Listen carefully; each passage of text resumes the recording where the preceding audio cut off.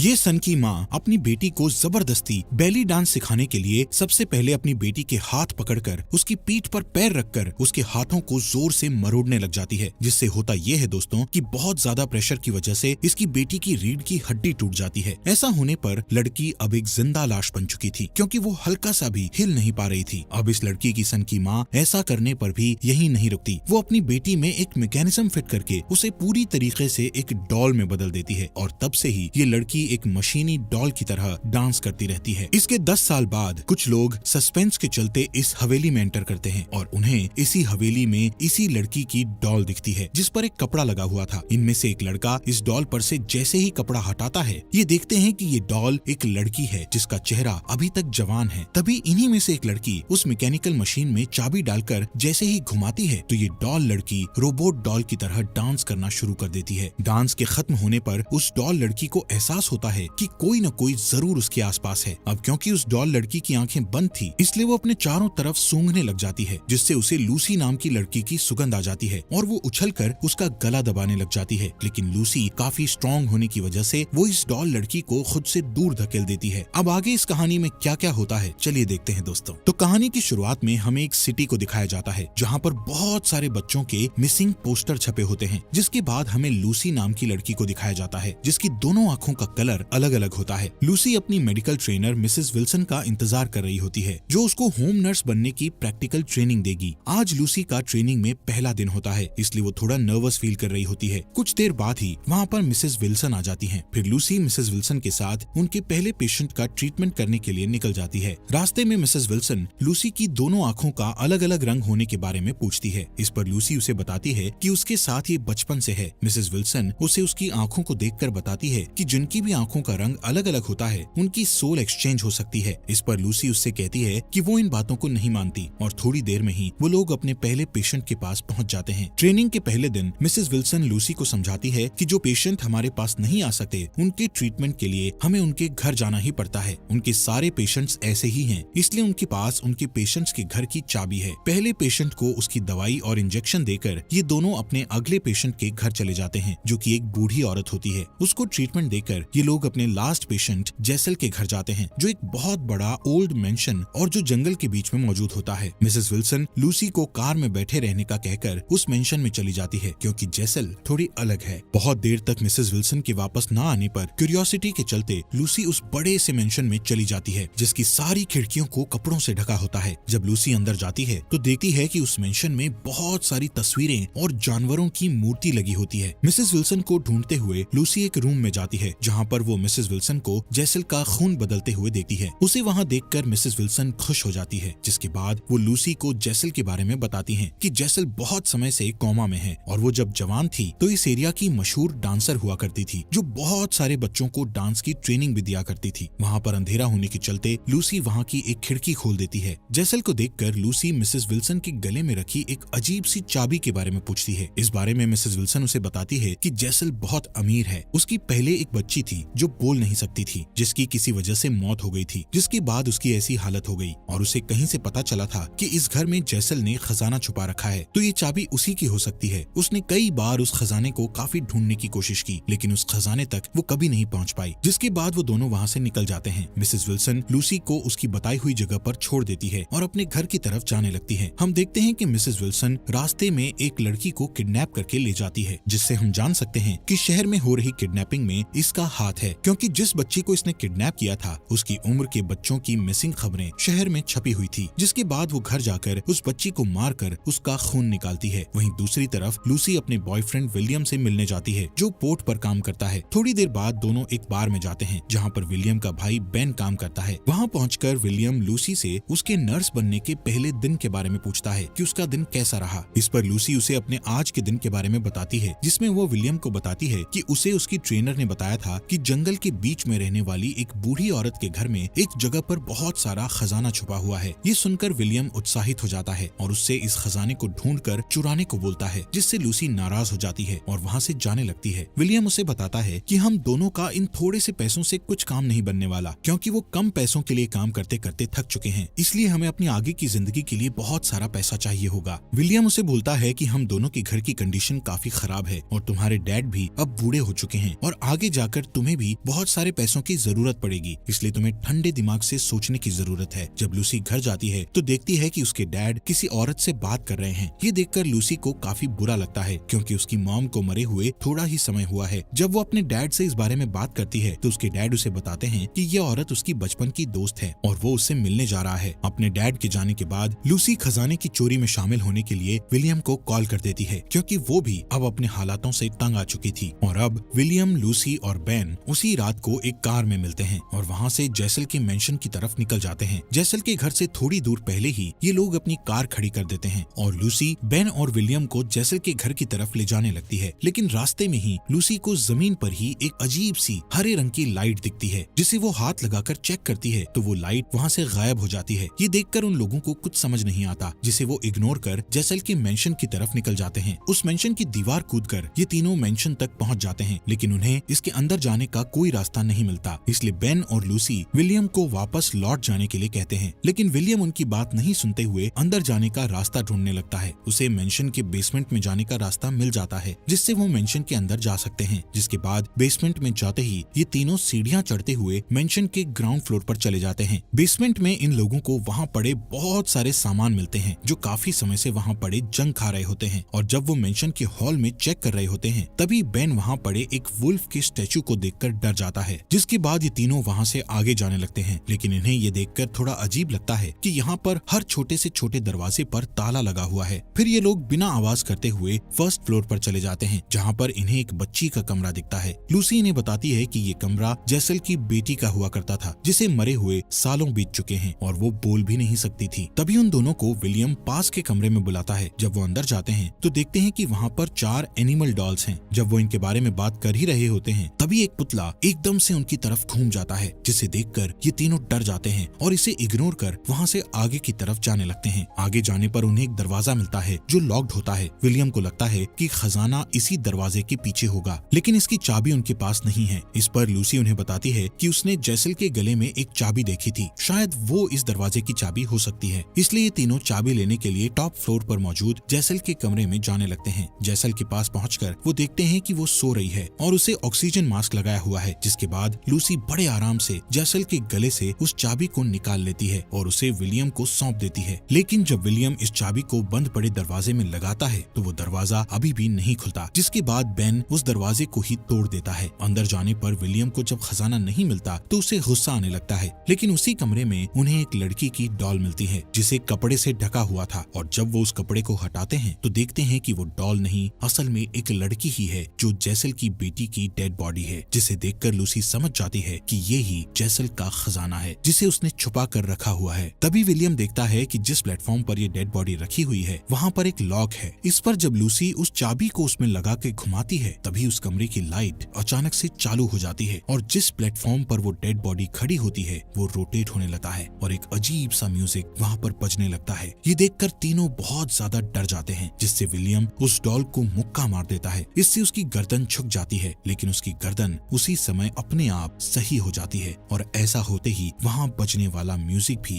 बंद हो जाता है और उस लड़की का भी घूमना बंद हो जाता है। तभी उस मेंशन में किसी के जोर जोर से चिल्लाने की आवाजें आने लगती है। ये देखकर तीनों वहाँ से भागने लगते हैं और बेसमेंट तक पहुँच जाते हैं। लेकिन वहाँ पहुँचकर ये लोग देखते हैं कि जिस बेसमेंट की खिड़की से ये लोग आए थे, उस खिड़की में अब लोहे की जाली लगी होती है, जो उनके आने पर नहीं थी। और अब उनके यहाँ से बाहर जाने का कोई भी रास्ता नहीं होता, क्योंकि यहाँ के सारे गेट और खिड़कियाँ पहले से ही लॉक्ड थे, जिनकी चाबी मिसेस विल्सन के पास है। तभी लूसी को ख्याल आता है कि वो सुबह जब मिसेस विल्सन के साथ यहाँ पर आई थी, तो उसने जैसल के कमरे की एक खिड़की खोली थी, जिसे किसी ने बंद नहीं किया था, और वो खिड़की ही उनके यहाँ से बाहर निकलने का रास्ता है। क्योंकि लूसी के मुताबिक जैसल कोमा में है, जिससे उसका उस पर ध्यान नहीं जाएगा, इसलिए ये लोग जैसल के कमरे में पहुंच जाते हैं। लेकिन वो ये देखकर शॉक हो जाते हैं कि जैसल अपने बेड पर नहीं थी और उसके बेड पर खून ही खून पड़ा हुआ था। लेकिन विलियम और लूसी उस खिड़की की तरफ जाते हैं जिसे लूसी ने खोला था, लेकिन अब तो उस पर भी किसी ने लॉक लगा दिया था, इसलिए वो उसके ताले को तोड़ने लगते हैं। वहीं दूसरी तरफ बेन जैसल के ही कमरे में लगे मिरर को देखने लगता है, और जब वो उस मिरर को गौर से देख रहा होता है तो वो अपने पीछे जैसल को पाता है। विलियम खिड़की के ताले को तोड़ देता है और जब वो बेन को बुलाता है तो वो नहीं आता। जब वो उसे देखने जाते हैं तो बेन वहाँ पर नहीं होता, इसलिए वो उसे ढूंढने लगते हैं। वहीं अब बेन खुद को एक कमरे में पाता है जहाँ पर बहुत सारे ऑपरेशन इक्विपमेंट रखे होते हैं। जब वो वहाँ से बाहर जाने का दरवाजा ढूंढता है तो घबरा जाता है क्योंकि उस कमरे में कोई भी गेट नहीं होता और फिर उसे छोटी बच्ची के खेलने की आवाज आती है जिससे वो और ज्यादा परेशान हो जाता है। और तभी वहाँ पर 3 लड़कियाँ डांस करते हुए आती हैं जो बेन के गले में चाकू मारकर उसे मार डालती हैं, जिसे देखकर हम ये अंदाजा लगा सकते हैं कि ये वही लड़कियाँ होंगी जिन्हें जेसल डांस सिखाया करती थी। उधर विलियम और लूसी बेन को पूरे मेंशन में ढूंढ रहे होते हैं। लूसी को एक नोट मिलता है जिसे पढ़कर उसे मालूम पड़ जाता है कि जेसल की बेटी का नाम एना है। और जब वो बेन को ढूंढते हुए कमरे में जाती है जहाँ पर बहुत सारी डॉल्स एक डाइनिंग टेबल पर बैठी होती हैं, लूसी वहाँ पर जैसे ही जाती है वैसे ही वहाँ मौजूद डॉल्स का फेस बड़ी तेजी से लूसी की तरफ हो जाता है और वहीं एक कुर्सी पर जेसल भी बैठी होती है जो लूसी को कंट्रोल कर अपने सामने बैठाकर उसके दोनों हाथों को पकड़ लेती है। और फिर जेसल उसे अपनी पास्ट लाइफ दिखाती है जहाँ पर जेसल अपने मेंशन में कुछ लड़कियों को डांस सिखा रही होती है, जिसमें से एक लड़की को जेसल डांस सही से न कर पाने के कारण भगा देती है। फिर वो लड़की जब अपने कपड़े बदल रही होती है तभी एना उसे कहीं ले जाने लगती है। थोड़ी देर बाद जेसल को उसी लड़की की जोरदार चीख सुनाई देती है, इसलिए वो अपनी बाकी की छात्राओं को घर जाने का बोलकर एना के पास जाती है जहाँ पर एना उस लड़की को मार के उसका खून पी रही होती है। ये देखकर जेसल उसे डांटती है कि जिसे हम नहीं जानते हम सिर्फ उसका ही खून पीते हैं। अपनी माँ से नाराज होकर एना वहाँ से मेंशन के बाहर सनलाइट में जाकर अपने आप ही लेविटेट होने लगती है जिससे उसकी त्वचा जलने लगती है और उसे ऐसा करते जेसल भी देख रही होती है। जेसल एना को गलती करने पर ये सजा दे रही है क्योंकि वो सिर्फ अनजाने लोगों का ही खून पी सकते हैं, जिससे हम ये समझ सकते हैं कि जेसल और एना वेम्पायर हैं और जिन 3 लड़कियों ने बेन को मारा था ये जेसल की ही छात्राएं हैं जिनका एना ने खून कर पिया था। ये लोग शहर से दूर जंगलों में छिप कर रहते हैं जो लोगों के लिए इंसान है लेकिन असल में वो हैवान है। इसके बाद लूसी प्रेजेंट में आ जाती है लेकिन अब उसके सामने जेसल नहीं होती। वहीं दूसरी तरफ जब विलियम यहाँ से बाहर निकलने के लिए एक ताला तोड़ रहा होता है तभी उसके सामने मुंह पर एक कपड़ा ढका हुआ बेन आता है जो पूरा खून से लथपथ है। जब विलियम उस पर से कपड़ा हटाता है तभी बेन उस पर हमला कर देता है और फिर उन दोनों में घमासान लड़ाई चलने लगती है। उनके लड़ने की आवाज लूसी भी सुन लेती है लेकिन वो कुछ नहीं कर सकती थी क्योंकि जिस कमरे में वो मौजूद है उसका गेट लॉक था। अपनी जान बचाने के लिए विलियम अपने भाई बेन को जो पहले ही मरा हुआ था उसे एक पास में ही पड़ी कैंची से उसके गले पर वार कर उसे मार डालता है और खुद को बचा लेता है। तभी वहाँ पर जेसल आकर उस पर हमला कर और उसका खून पीकर विलियम को मार डालती है, जिसके बाद लूसी वहाँ से भागते हुए एना तक पहुँच जाती है जिसकी नाक से खून बह रहा होता है, जिससे हमें पता चलता है कि एना अभी भी जिंदा है। और जब लूसी उस खून को साफ करती है तो एना उसे आगे की कहानी बताती है जिसमें जेसल एना को सनलाइट से लाने के बाद जबरदस्ती डांस की प्रैक्टिस करवाने लगती है। दरअसल एना इस मेंशन से और अपनी माँ से भागकर बहुत दूर जाना चाहती है क्योंकि जेसल उसे हमेशा अपने पास इसी मेंशन में रखना चाहती है, लेकिन एना को बाहर की दुनिया देखनी है। और डांस करते हुए जब जेसल एना को स्ट्रेचिंग करवा रही होती है तो उसमें एना की बैकबोन टूट जाती है जिससे एना अब चल फिर नहीं सकती है। और अब जब लूसी एना से पूछती है कि क्या तुम जिंदा हो तो एना उसी प्लेटफॉर्म पर घूमकर उसे अपना जवाब दे देती है। पर तभी एना लूसी का गला पकड़कर उस पर हमला कर देती है। खुद को बचाने के लिए लूसी एना को एक मुक्का मार के गिरा देती है और तभी वहाँ पर मिसेस विल्सन आ जाती हैं जो लूसी को बेहोश कर देती है। और जब लूसी की आंख खुलती है तो वो खुद को एक स्ट्रेचर पर पाती है जिसके पास में मिसेस विल्सन मौजूद होती हैं। ये वही कमरा है जहाँ पर कुछ लड़कियों ने बेन को मारा था। फिर मिसेस विल्सन उसे बताती हैं कि वो जब छोटी थी तो वो भी जेसल के पास डांस सीखने जाया करती थी और जब जेसल ने एना की गलती से बैकबोन तोड़ दी थी तब उसे उसने ऐसा करते हुए देख लिया था। फिर जेसल ने एना की बैकबोन को उसके सामने जोड़ा भी था और तभी से वो जेसल के साथ है और उसका ध्यान और उसके लिए खून का इंतजाम